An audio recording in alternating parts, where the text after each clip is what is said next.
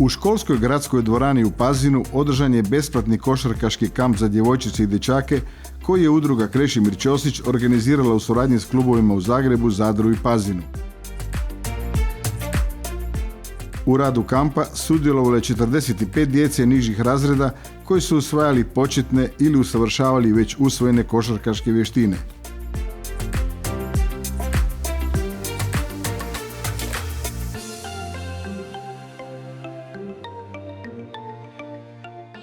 Održan je košarkaški kamp u suradnji s udrugom Krešimir Ćosić. Održan je za djecu dobi od 8 do 9 godina i to je trajalo od 9 do 12 sati, i od djecu do 10 i 11 godina i to je trajalo od 8 do 15 sati svaki dan od ponedjeljka do petka.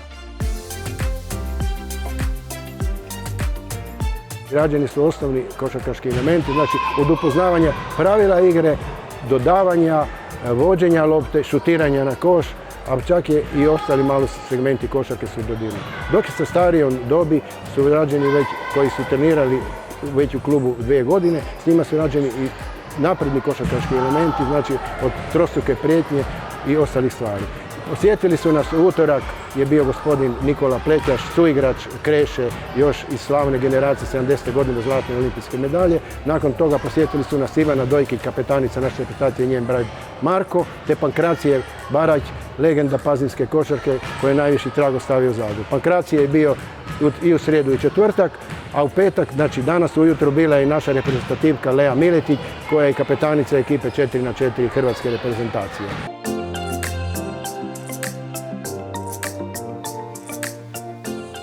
Važnost ovog kampa najbolje govori i ova slika ovdje iz Pazina gdje je više od 40 djece zapravo iskazalo i svoj interes za sudjelovanjem. Drago mi je da je to upravo u Pazinu, u Istri, kao jednom od 3 grada u cijeloj Hrvatskoj, s obzirom da znamo što je sve Pazin dao. Nadamo se da ćemo kroz ovaj kamp i kroz ovakve manifestacije i sportska događanja zapravo dodatno valorizirati košarku i vratiti košarku tamo gdje je mjesto.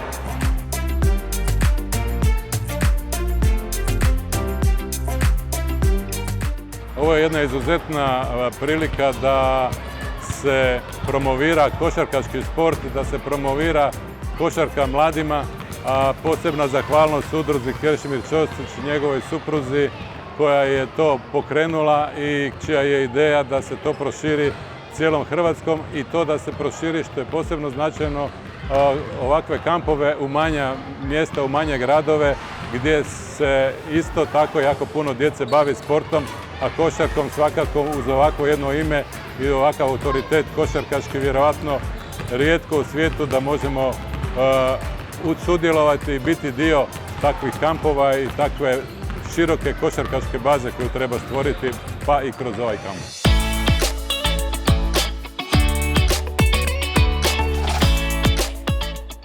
David Mrak, iz Pazina sam i vježbali smo voditi loptu, igrali smo košarku, igrali smo lovice.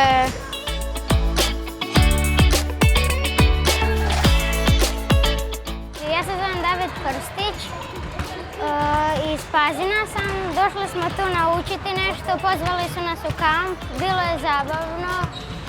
Za kraj smo došli se malo pojest, poigrat i to je to. Eva Gržetić, dolazim iz Pazina, meni je tu bilo jako lijepo. Učili smo kako se igra košarka. Ja sam Niko Močibog, živim u Pazinu, upisao sam se u košarku i treniram ju 2 godine i tu sam naučio raditi finte i te neke stvari.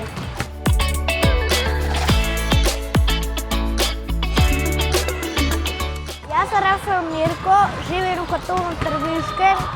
Naučili smo se hitati u koš, učili smo se voditi loptom i bilo mi prelijepo.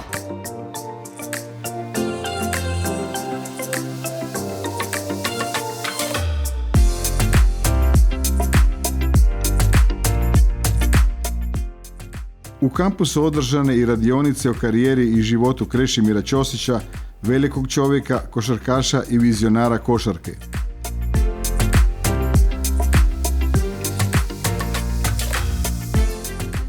Uz goste iznenađenja, bivših i sadašnjih košarkaša i košarkašica, kamp je posjetila i Ljerka Ćosić, supruga prerano preminulog košarkaškog velikana Kreše. Ona je predstavila knjigu o Kreši koju je napisala njihova kćerka Ana Ćosić-Pajur, koja je i predsjednica udruge Krešimir Ćosić.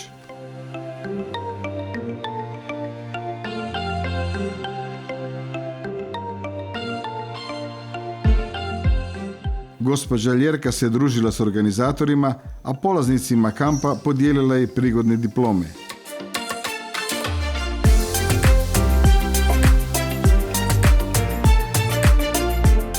Knjiga je u stvari autobiografija Krešimira Ćosića, odnosno Krešina knjiga. On je pisao, zapisivao sve to, a moja kćerka starija Ana Ćosić je uredila knjigu. Tako da knjiga je izdana 19. i mislim da je vrijedi je pročitati, jer osim sportskih poruka daje i poruke životne. Krešo je, osim što je bio veliki sportaš, veliki košarkaš, mislim da je bio i veliki čovjek. To je što se knjige tiče, a što se tiče kampa, evo nama je bila ideja još pred 3 godine početi sa tim kampovima. Nažalost, korona nas je u tome spriječila i evo ove godine smo uspjeli napraviti 3 kampa. Jedan je ovdje u Pazinu, jedan će biti u Zadru u 8. mjesecu i jedan je evo isto bio u Zagrebu u isto vrijeme kad i ovdje. Zahvaljujem svim klubovima koji su se uključili i koji su pomogli oko organizacije kampa. Mislim da to vrijedi za ovu djecu, kad ih vidite ovdje, mene zaista to veseli i mislim da nemamo drugo što dodati. Da je važno da su tu, da se bavi sportom, da ih se malo makne od televizije, od PlayStationa i mobitela.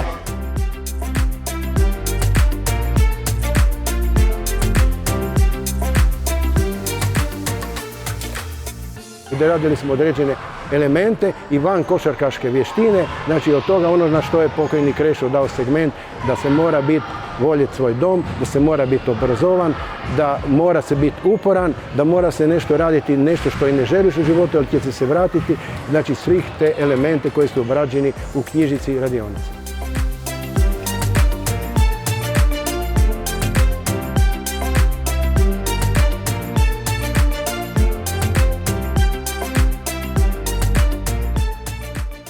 Uz voditelja Damira Ćusa u kampu su još radili treneri Tedi Daus, Luka Zajc, Leon Travalja, Jan Juričić i Marko Daus. Pazinski najmlađi košarkaši vrijedno su trenirali u dvorani u Pazinu, dok su njihovi stariji kolege trenirali u Dubrovniku.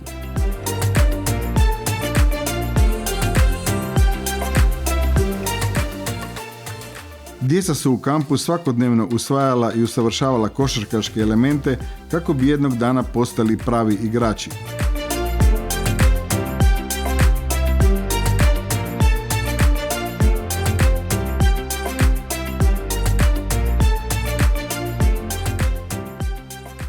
Najmlađi pazinski košarkaši zajedno sa svojim trenerima i roditeljima ovih dana igrali i živjeli košarku.